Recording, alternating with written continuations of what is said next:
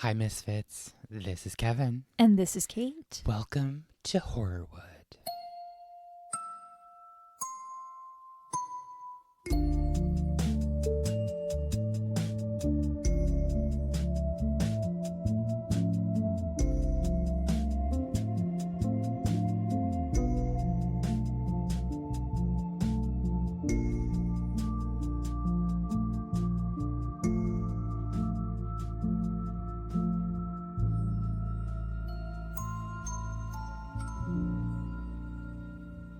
And welcome to spooky season. Spooky season. 'Cause I feel like by the time this comes out, it's like September. It's September. Officially. Yes. And the PSLs are on sale. You're so happy for I it. texted Kate a picture. Oh, so I didn't get a pumpkin spice latte. But what I did do, that coffee I sent you. Yeah. It was $11. Oh my God. Because I was like, I'm going to pumpkin the fuck out of this. And so I went on the app. It was a Trenta cold brew. Oh my God. With 2 shots of espresso. Kevin. 2 pumps of pumpkin sauce. I used Splenda and some oat milk. But then I got the pumpkin cream cold foam on top. So I went... You went hard on that pumpkin. I got all the pumpkin you could. It was the pumpkiniest coffee. And I loved every sip of it and every second of it. It sounds and so I don't gross. and I also got the pumpkin muffin that has the cream cheese on top. Okay. So I celebrated. You were like, hello, fall. It's me. I woke up and I saw that and I was like, yes. I'm happy for you. Thank you. It was delicious. It was wonderful. I probably won't have another one like that again for a while because it was really expensive. It's so expensive. I was expecting you to say that you like used your stars or something to. I didn't have any. Well, I have a lot of stars now. I bet you do. There we go. That was my treat for this paycheck. Oh, yikes. Oh, my God. Don't forget to sign up. Oh, by the time this comes out, the deadline will have passed, right? Yeah, I think so. So if you didn't sign up on our Patreon by September 1st, sorry. You're shit of luck. I guess you're not going to get the fall gift package. SOL. If you're SOL, go get a PSO. There you go. And then LOL. I hate myself. Jesus Christ. How are you, Kate? So great. Good. Amazing. Let's dive in. Let's do it. To this case. Today, we're talking about Barbara Colby and her untimely demise at the young age of 36. Oof. She was a young actor. She was doing really great stuff. She had landed a role on the sitcom Phyllis with Cloris Leachman. It was a very short-lived. It was a spinoff of the Mary Tyler Moore Show. Gotcha. And her career was blossoming for a long time. Sure. And this is a sad story. So I want to talk a lot about her or what I could find about her. And then I'll talk about her untimely death and murder. Oh, murder. She was murdered, yes. Oof. Barbara Colby was a talented and driven actress who worked regularly in both theater and television during her career. She was born in 1939 in New York City and began her acting journey when she was in high school. So even though she had been born in the Big Apple, Colby and her family ended up moving to New Orleans when she was a young girl. Okay. Her family moved there soon after she was born. It was during her senior year of high school that she joined a theater group based in the French Quarter called Le Petit Théâtre du Vieux Carré. I love it. Le Petit Théâtre is little theater. Yeah. When I was living in LA and I was deciding to get the hell out of there, I was deciding between Chicago or New Orleans. Are you serious? Yeah, I couldn't really decide where I wanted to go. And I had already lived in Chicago, so I was like, let's do something different. And I seriously contemplated New Orleans. That's amazing, Kate. It's Any particular reason? Well, I'd heard that the theater vibe was really good there, and it just seems like a really fun city. I'd only been once, and I was a kid when I went. And so I was thinking, like, yeah, it's got a blossoming theater scene, and that could be a really fun thing. And then I realized, oh, it's like super humid. Oh, that humidity, Kate. No. No, thank you. No. And I already had so many friends in Chicago because Fair. I went to school in Illinois and like I'd lived here before, and I was like, you know what? I'm going to Chicago, baby. I love it. Those moments where you're kind of deciding where you're going to like your path is going to take you. I remember when I moved back from London, I went back to West Virginia for 3 months, and my 3 cities were Chicago, New York, and Pittsburgh. And I ended up here. Yay! And we're in the closet now. We're in the closet together, the trenches. 10 years later. Wait, you've only been here for 10 years? 10 years, yeah. I feel like I've known you for 10 years. Yeah. Because I started working at Timeline in 2014, and I moved here in 2014. I think I knew that, yeah. But yeah, so she started in the La Petite Théâtre is a small community theater. Okay. So, side note, this theater is actually still up and running today. Oh, cool. Which is really cool. And their mission, I'm just going to give them a shout, is to serve the community by inspiring a love of live theater. I love that. Go see live performances, everybody. That theater was established in 1916. Oh, wow. That's how old it is. And it's just off Jackson Square. So, check them out if you're there. Great. So while she was here at this theater, Colby acted in shows, but also sewed costumes. She enjoyed the costuming part of things. This led good old Barb, I don't know why I wrote it like that, to receive a scholarship at Bard College in Annandale-on-Hudson in New York, which was actually like a really good school. Yeah. So yeah, she really got into the theater her senior year and was like, okay, I think this is the path that I want to take. Sure. And she really hit the ground running, got that scholarship, and then moved back up to New York State, where she was born. Okay. And went to school there. I couldn't find exactly what she studied. I'm going to say it's acting or some kind of theater thing. Yeah. Sounds like it. Yeah, in the arts. So it wasn't explicit, but that would make sense. So she went there, and after graduating college, she actually studied for a semester at the Sorbonne in Paris. Oh, wow. Yeah. Barb. She's on it. The Sorbonne is a famous university, kind of like an Ivy League school in the U.S. For someone so vocal about his hatred of Paris. Oh, no. You sure do cover a lot of episodes that are Parisian-centric. I know. I hate it. Like the Paris catacombs. It's right there in the name. What? What made you go, I know? No, but listen.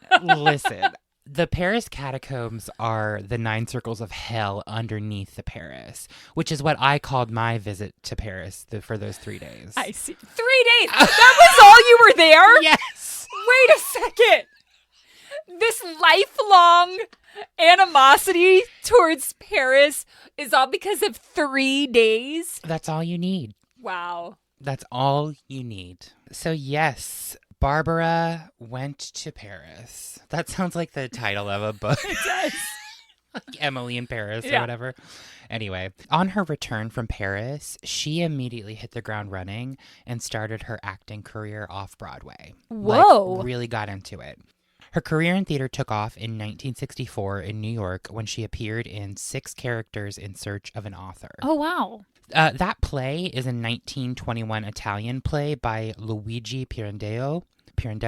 It's an absurdist, meta-theatrical work that explores the complex relationships between authors, their characters, and theater practitioners. It sounds like it's a show about shows. But yeah, got a part in that. Amazing. Off Broadway and just started her career. So the following year, she ended up making her Broadway debut. Wow. In The Devils. And are you familiar with The Devils? I know 6 Characters in Search of an Author. I don't know The Devils. I love The Devils. Oh. It's specifically, there's a movie version by Ken Russell with Oliver Reed and Vanessa Redgrave.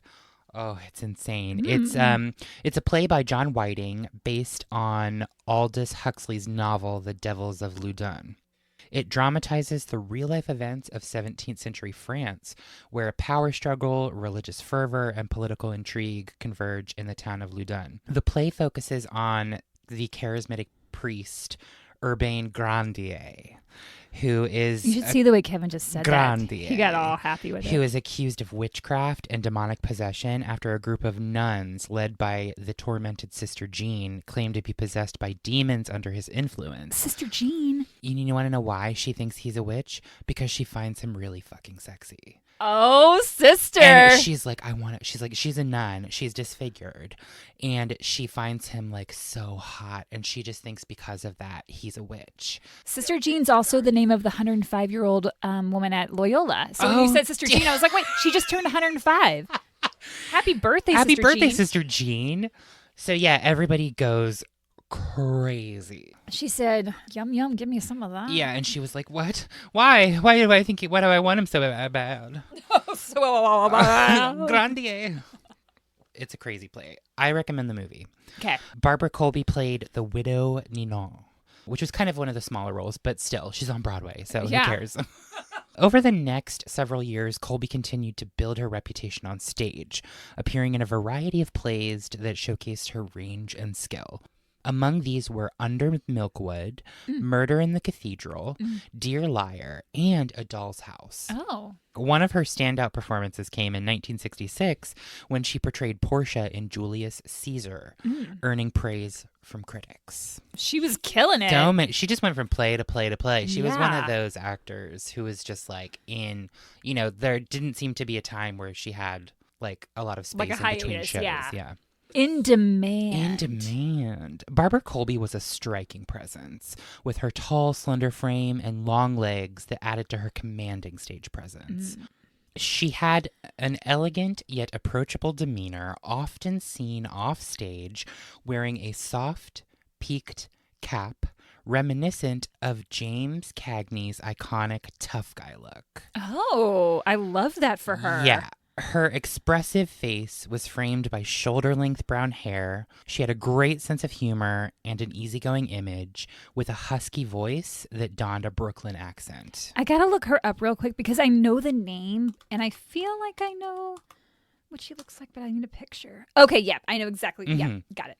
One thing that's interesting to note is that Barbara was very spiritual, and she was into tarot cards and yoga Get it, girl. and meditation. I think specifically like transcendental meditation. Okay. She believed that things happen for a reason and that everything has a purpose. Barbara Colby ended up meeting and marrying Robert Levitt Jr. Who, you say? I do say. Ethel Merman's son. Stop right there. What? Yes. Robert was the son of Ethel Merman and Robert Levitt. Robert Levitt Sr. was a newspaper and television executive. Oh. I'm not going to focus too much on Sure. this. I will tell you who, if anyone doesn't know who Ethel Merman is, I'm going to give you a quick paragraph. Okay. I'm not going to brush over that. Their marriage, Ethel and Robert, didn't last very long, like I think a couple of years. After Robert Levitt divorced Ethel, he would eventually go on to commit suicide in East Hampton, Long Island on January 28th, 1958. Robert Jr. was 13 at the time of his father's death. Oh, wow. Yeah, I found the news article where like the maid went into his house and found him. Oh. Ethel Merman, though, was an iconic American actress and singer, best known for her powerful voice and larger-than-life stage presence. Born in 1908, Merman became one of Broadway's biggest stars during the mid-20th century, known for her roles in classic musicals such as Anything Goes, Annie Get Your Gun, and Gypsy. She was famous for her ability to project her voice to the back of the theater without a microphone, earning her the title the Queen of Broadway. She had that big old booming voice. I don't know. You kind of sounded a little like Pee Wee Herman. I know. We just talked about Pee Wee. I know. Paul Rubens, was that his name? Have you heard Matt's Pee Wee impression? No. Kevin, how have you not Is heard he this? here? He's not. Oh, damn. When I tell you it is spot on, Oh, my God. spot on. I think I've made him do it on the podcast before. It's so good. Oh, it's amazing. Didn't Paul Rubens get arrested for masturbating in a theater? Yeah. Okay. Was it in a theater? I can't remember. But I can't remember bad either. stuff. Oh, Yeah, no, sorry, right. I don't mean to Oops. bring that up. It's just we're talking about true crime. All right. So Barbara and Ethel's son Robert met at ACT, American Conservatory Theater in San Francisco. Barbara was obsessed with regional theater. She Sounds like loved it. doing it. We'll talk more about that Okay. very soon. Robert Levitt Jr. went into a career in the arts as well, but not on stage. Robert became a stage manager and ended up moving out to San Francisco and working at ACT. Okay. The two met, and that was that. Immediate. Their pet names for one another were Tubby and Lulu, which were comic book characters. Which one was Tubby and which one was Lulu? I'm assuming that Barbara was Lulu and that Robert was Tubby, but I Maybe. don't know. Switch them around. I Hi, Tubby. Hi, Lulu. I don't know. Cute. However, 6 years into their marriage, the two divorced. I don't know what. I'm just like, they were amazing and Tubby and Lulu. But then 6 years later, it all went to shit. Yikes. They divorced. It was a shock to everyone around them because they were so good together. It just didn't work out. It was apparently, from what I read, a very amicable breakup. Okay. There was no hard feelings. That's good. Yeah. Barbara, of course, talked about having Ethel Merman as a mother-in-law to the press. Of course she's going to talk about it. She said in an article for the Los Angeles Times, quote, "It's exactly what you would imagine." What is ironic is that the first show I ever saw when I was a little girl was Ethel Merman and Annie Get Your Gun. Oh, wow. I was absolutely stage struck. Who would have known? Starstruck? No, stage struck. Oh. Was the quote. Oh, okay. I see what she's saying. Yeah. Who would have known that my husband was a little boy backstage being a nuisance? Oh, that's really cute. I know. I love that. Oh, I'm sad they divorced. So in addition to her work on the East Coast, Colby was also a prominent figure, as I mentioned, in the American Conservatory in San Francisco, where she was a leading actor for 2 years. Okay. During her time at ACT, she appeared in around 30 productions. Oh, wow. And was also able to handle a full schedule of classes at the conservatory. Jeez. Barbara was known for her dedication to her craft and her ability to communicate deeply with both her colleagues and the audience. Some of the notable plays she performed in during this period included Aubrey Beardsley in The Neophyte, House of Blue Leaves, Afternoon Tea, and The Hot L Baltimore. This is a play on words for the Hotel Baltimore. Okay. Hot L Baltimore. I'm not familiar with it, but I was like, what the hell does that mean? So I looked it up. Okay. Barbara was seen as part of this emerging and new iteration of American actors who got their training and started in regional and repertory theaters. This new kind of actor was seen as very different from the commercial actors on Broadway. Yeah. Being less cynical about the industry and better equipped for many different roles and parts. Interesting. When she spoke about being a part of these companies, she said it was a really kind of close-knit thing where everybody felt like a family and it was okay to be creative together, and you're doing it sort of on an ongoing basis with a bunch of... Yeah, so you're kind of forming a troupe. Like you become comfortable. Like a family, yeah. Whereas I guess with the Broadway show, it's you're kind of like... You do it, it's a quick rehearsal process, and then you're out. You're out, yeah. And everybody's kind of like, blah. And they go their own way. Right, yeah. right. One of the biggest flaws in the commercial theater to Barbara was that you get a scenic designer, a costume designer, a whole bunch of people who have perhaps never met each other. And so they come together and design everything before there's even a rehearsal. So the process, I think, to Barbara felt more... like collaborative. Thank you, Kate. That's where it was. Barbara valued the collaboration from the start. I get that. So Barbara ended up going back to NYC after a stint at ACT in 1968, where she worked again for a few years before returning to ACT in 1972. Okay. At this time, she gave an interview to the Oakland Tribune. Barbara was very outspoken about how much she didn't like commercial theater anymore. Oh, wow. She said, quote, "I've been in the commercial theater and I've had it. I spent last winter in New York and there was not one play in town I wanted to see.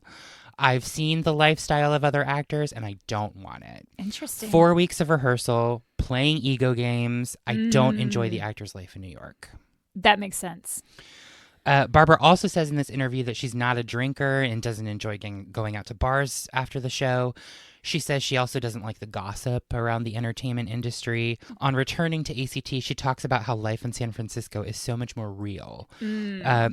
She ruminated on her thoughts about returning to San Fran and said they're both simple and complicated.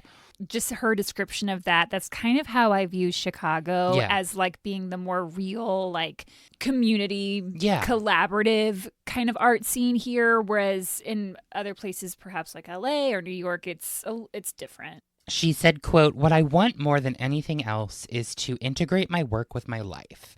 And the only way that seems possible is to have a continuum I have some control over. ACT and I seemed linked by other things. I was getting into transcendental meditation, and so was the company. Some of my dearest friends were here, and the season looked wonderful, and it seemed like the right time to come back. Okay. I'm not concerned with being a star per se. If I were a star, I would have geared my life differently." I thought that was interesting. Yeah, I love that. I feel like there are two types of performers or people pursuing that. There are the performers who want to be famous. Yeah. And there are the performers who want to do the craft. And love it. Yeah. And will do anything to do it, which is exactly what Barbara did. Mm-hmm. Yeah, she believed that acting was an interpretive art that involved refining oneself as an instrument to convey the ideas of others, and she pursued this belief with vigor throughout the rest of her career. However, the repetitive nature of performing the same role night after night could sometimes lead to a sense of stagnation. Sure. A challenge Colby acknowledged and sought to overcome by suggesting more interchange between regional theaters and greater collaboration among actors, directors, and playwrights. But in the early 1970s, Colby transitioned to television, where she quickly made her mark with her first significant role in the 1971 episode of Columbo, titled Murder by the Book. I want to talk a little bit more about this episode. It also kind of strangely foreshadows what is to come in this story. Ooh. This episode of Columbo was directed by Steven Spielberg. Oh, okay. I know that name. Yeah, me too. This was big for Barbara at the time. Yeah. Here's a synopsis of the episode. Ken Franklin, a renowned mystery writer and one half of a best-selling duo with Jim Ferris, faces a crisis when Jim decides to pursue solo work. To maintain his playboy lifestyle, Ken devises a scheme to eliminate Jim, who does all the actual writing. He manipulates Jim into a trip to his lakeside cabin under false pretenses, then stages a fake office burglary to cover up the crime. At the cabin, Ken shoots Jim and makes it appear as if Jim was working late and then went missing. Ken's plans begin to unravel when Lily Lasenka, played by Barbara Colby, a local grocery store owner who witnessed Ken during her trip, blackmails him for $15,000. Oh. Ken agrees to pay her off, and during a dinner date, kills her. Oh, God. By bludgeoning her with an empty bottle. Oh, my goodness. He disposes of her body in the lake and returns home. That's the episode. Okay. And then Columbo comes and figures it all out. Of course. So I always talk about, I listen to the Attitudes podcast with Brian Safi. Oh, and, yeah. And Erin, the co-host on the Patreon, they'll do Columbo reviews. So like she'll watch a Columbo episode and talk all about it. Yeah. And like the actors who are in it and like all the like stuff happening behind the scenes. She does like a deep dive on it's great. Awesome. All right. So yeah, Barbara becomes a familiar face on television, playing guest roles on popular shows like The Odd Couple, McMillan and Wife, The FBI, Medical Center, Kung Fu, and Gunsmoke. Colby also appeared in several films during the 70s, including California Split and Memory of Us in 1974, and Rafferty and the Gold Dust Twins in 1975. One of her most notable television roles came on The Mary Tyler Moore Show, where she played a streetwise sex worker in one episode. Her performance was so well received that she was invited back for a subsequent episode. In 1975, she was cast as a regular on the Mary Tyler Moore Show spinoff Phyllis, starring Cloris Leachman. Phyllis aired from September 9th, 1975 to March 31st, 1977. It focused on the character Phyllis Lindstrom, a recently widowed and free-spirited woman who moves from Minneapolis to San Francisco to live with her daughter Bess and her son-in-law Lars. The show explores Phyllis's adjustments to her new life and her interactions with quirky new neighbors and family. Colby played Julie Erskine, the owner of a commercial photography studio and the boss of Leachman's character. Okay. This role was particularly meaningful for Colby, as she had previously appeared with Leachman in the TV movie A Brand New Life in 1973. I do love me some Cloris Leachman. I love Cloris Leachman. She's amazing. Rest in peace, Cloris. She was amazing. When did she die? I think relatively recently. Yeah. Are you looking it up? Mm-hmm. Okay. 2021. Oh, so that was soon, yeah. She's hysterical. She did a lot of comedy in her older years. And didn't she do Dancing with the Stars? Mm-hmm. Obsessed. She did a roast of John Stamos, I think, or something, like on Comedy Central. Uh-huh. And she says, the only reason I'm here is because I want to fuck John Stamos. Amazing. Or something along those lines, but it was so I love funny. her. All right. So Barbara Colby is becoming I feel like she's becoming a star. Yeah. Like, whether she wants whether to she or wants not, to or not. it's Like, happening. she's doing it because of the love for the craft. Yes. And she's like getting these really great parts on these really great iconic TV shows with these iconic stars. But on the night of July 24th, 1975, a violent and tragic series of crimes unfolded across the western section of Los Angeles. Ooh. Like her character on Columbo, Colby would succumb to a senseless act of violence and murder, Oh, no. culminating in the deaths of Barbara Colby and James Kiernan. The night began with a disturbing sequence of events that tied together several unrelated crimes, leading investigators to seek a common denominator. Colby had recently moved back to the West Coast from New York and was teaching at an acting school, while her colleague, James Kiernan, was a student there. Okay. So James Kiernan, I couldn't find out much about him. He was an actor who took classes with Barbara. Got it. And I believe they were friends. So they had known each other for a while. And he had just booked and shot a role on the show Rhoda. Oh, okay.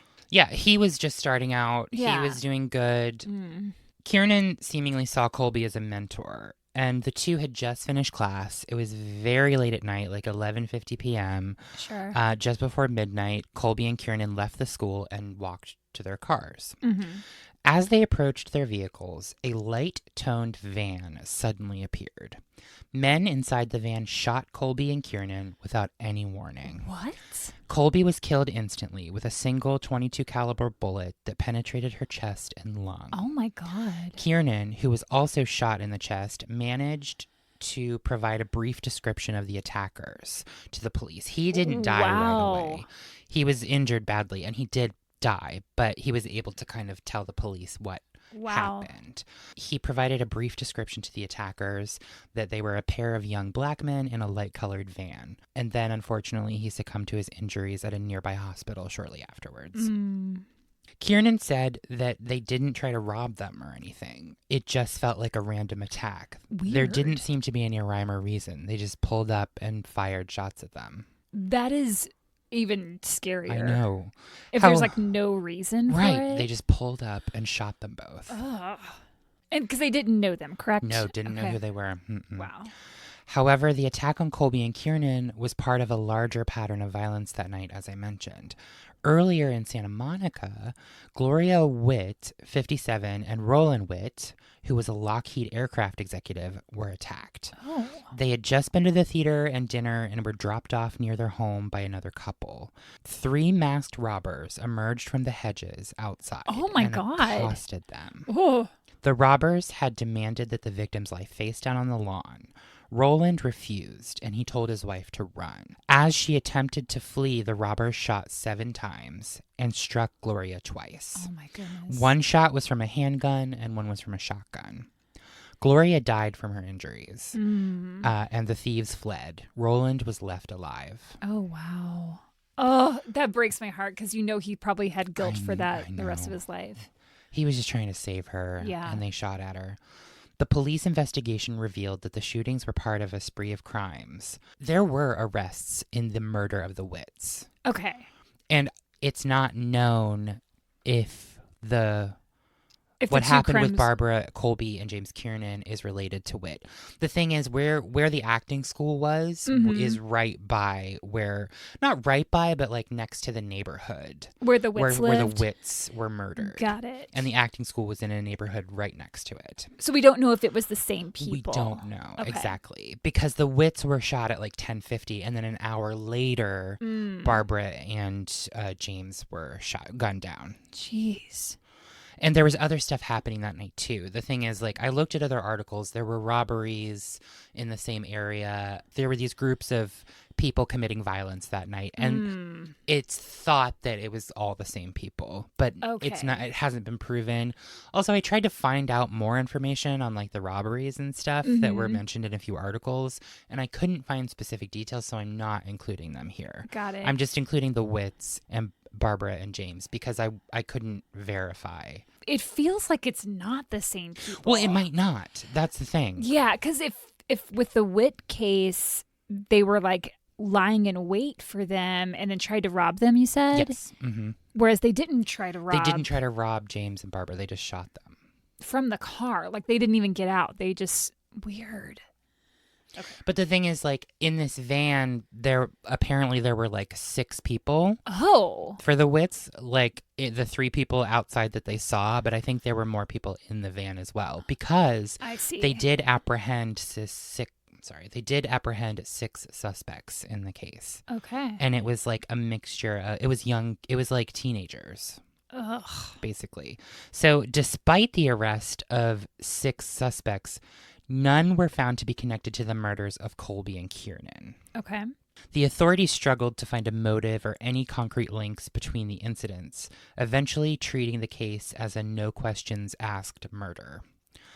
The case went cold and has remained unsolved for decades. Oh, wow. Yeah, no, we don't know who did this. Ugh. However, and this is where the research got interesting because, like, everybody says that, like, yes, Colby and Kiernan, this case is not solved, but the Witts murder was solved. Oh, okay. So, and I found this in an article from 1985. The murder of Gloria Witt was solved. Some of these individuals I mentioned previously were prosecuted. Some sources don't even mention this. I had to find an article from 1985 from the Los Angeles Times. So let's get into this. Okay. On the night of July 24th, 1975, Maurice Duckett, an 18-year-old high school athlete, along with 3 friends, set out from South Central Los Angeles to Santa Monica, armed with 2 handguns and a shotgun. Oh, geez. Their goal was to rob affluent individuals, but their plan quickly spiraled out of control.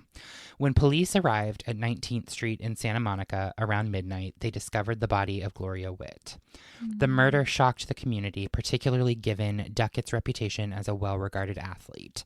Duckett, a basketball and football star at Crenshaw High School, had been seen as a promising prospect for college sports. Wow. However, his dreams were derailed when his low academic performance caused colleges to revoke scholarship offers, leading him to a life of street crime. Oh, geez. Duckett's involvement in the robbery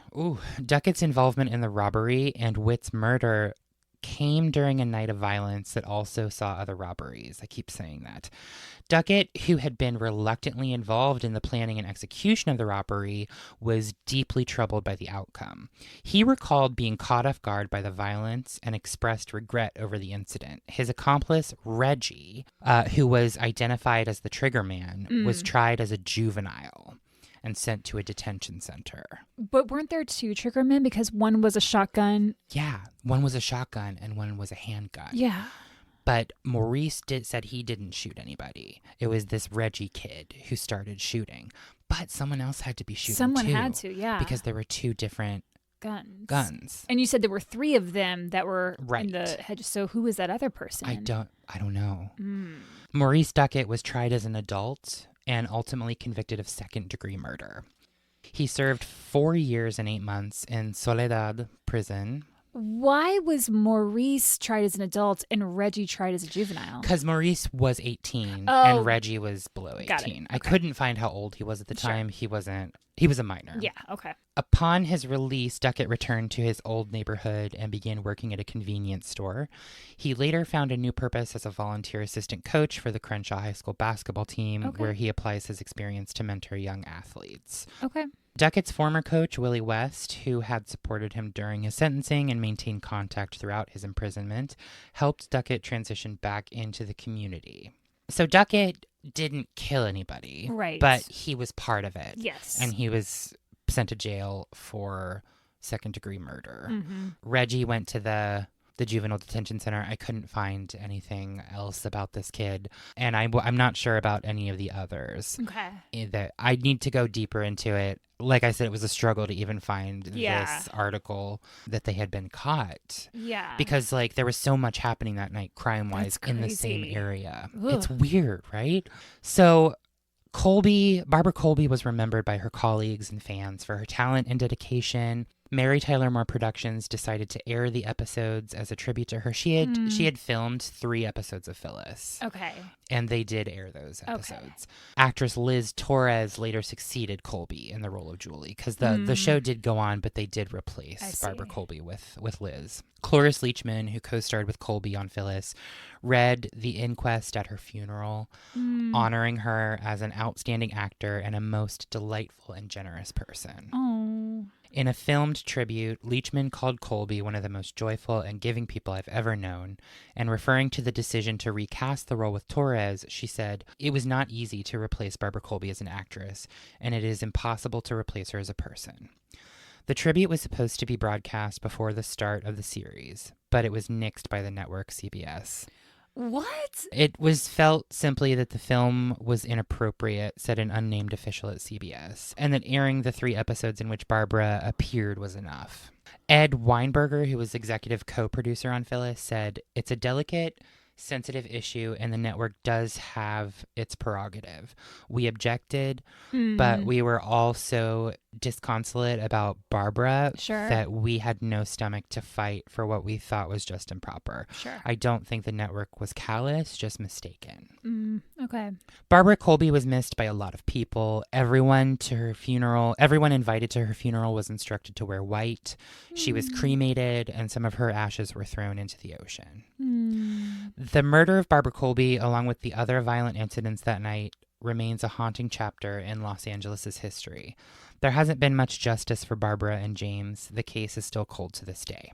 I tried to find more information on Robert Levitt, her ex-husband, but I wasn't able to find too much. I did find a blog of someone that seemingly knows him, and I'll quote that. Okay. Today, he spends long hours working for environmental causes and an award-winning charity called Playwright. Playwrite. He's tremendously proud of the homeless boy from the streets of LA who's become his adopted son. Wait. Homeless boy from the streets of LA? Playwright is an organization that helps kids out in, bad situations through playwriting and stuff. So he has taken a kid under his wing and then adopted him? Apparently. That's all I could find. Oh my. Is he still alive? I would think he'd be. I couldn't find. The thing is, there's not much out there. I feel like he's probably not. If she was born in the 30s, I'm thinking. I think he might still be alive. Okay. But I don't know. That's the murder of Barbara Colby and James Kiernan. Oh, that's sad and scary because it's so random. I know. They were just shot. Oh, just leave an acting class. That's terrifying. Well, where do we segue from here? I don't know.